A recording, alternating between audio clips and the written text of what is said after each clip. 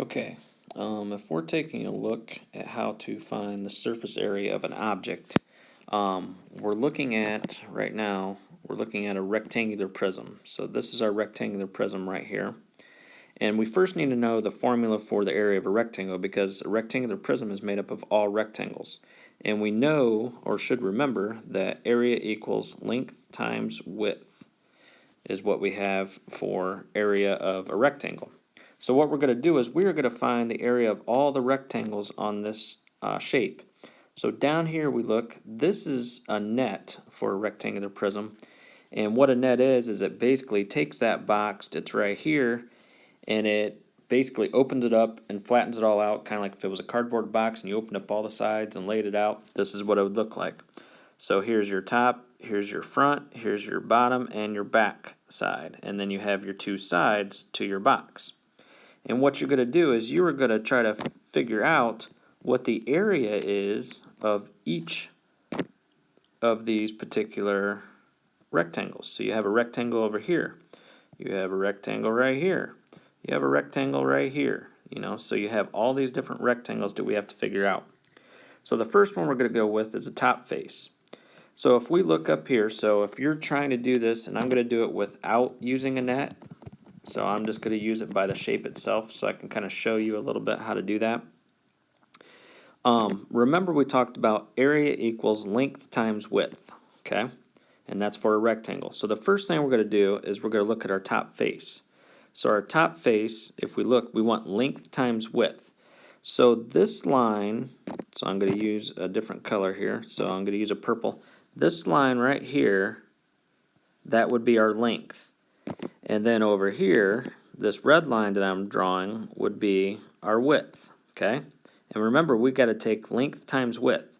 So this red line, we want to look for lines that are parallel to the red line that I drew. So if we look down here, the number that is parallel to that is 9 centimeters. So basically, that is my width. So remember, it's length times width, so area equals, and my width would be 9 over here. And then this purple line that I have here, we have to look for lines that are parallel to that. So if I look straight down here, I will see that 4 centimeters is parallel to that line. So then over here I would put 4 centimeters. So that's my length. So this is my length times my width. So my length is 4, my width is 9. Okay. Then what you do is you multiply. So we have to multiply 9 times 4. Well, what is 9 times 4? 9 times 4, hold on a second, let me get my pen. So 9 times 4, we put our equal to sign here. 9 times 4 is 36. Okay? Now our top face, if we have a top face right here, our bottom face is going to be the same thing. So like this shape over here on our net is going to be the same as our shape that's on the bottom. So our top and bottom are going to be exactly the same.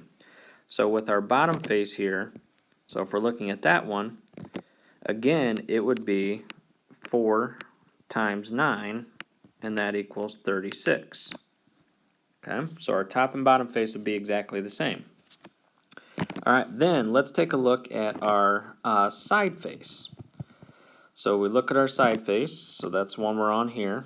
And so if I look, again, I have my two lines. So like my purple line, this would be my length on the side. So it may be, so this line right here, which is 5 centimeters. So I would put 5 times. And then I would also have, if I look, I have this line here, which we said that one is 4 centimeters. So it'd be 5 times 4 to figure out the side. Well, 5 times 4 is 20. So then remember, if we have one side on a rectangular prism, we're going to have another side. So that's the reason why we have two sides here. So it's going to be the exact same thing. So it's going to be the 5 times 4 equals 20. Okay? So then, if we go down, now we're going to be looking at the front face. So if we look at the front face, it's this one right here. So that's our front face. Okay. But we want to look at our lines again. So I'm going to erase these lines for this. And then let's take a look. So this red line would be our length, okay? And so we want to again find sides or lines that are parallel to our red line. So if we look over here, we have a 5, that line is parallel, so it's going to be that same measurement. So for our front face, we're going to have 5 times, and then we look at our width, which is this line right here, and we know that is 9 centimeters. So it's going to be a 5 times 9. So when we do our 5 times 9, our 5 times 9 would be 45. And if we have a front face, so if I look at our net over here, we have a front face, we again have the same shape that's on the back side. So the front face and the back face are going to be exactly the same as well. So in this case, we would have 5 times 9 again, which gives you the answer 45. Okay?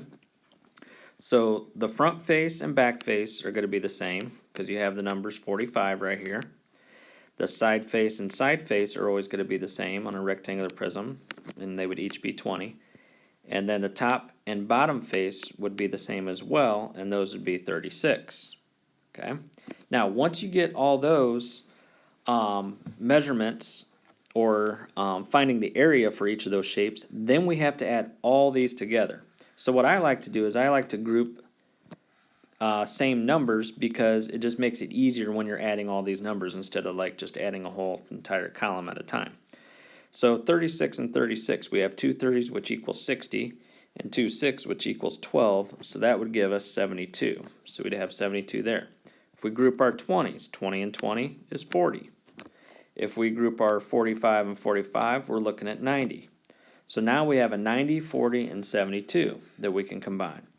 Well, let's say I want to combine the 90 plus the 40. So if I do that, that would give me 130. So then I still have this 72 that I have to add to the 130. So I'd have a 72 over here. So basically we'd have a 2 in this column, and then, or which would be our 1s column. In our 10s column, it would add up to 10, but we'd have to carry the 1 to our hundreds, and 1 plus 1 is 2. So that would give us a total of 202.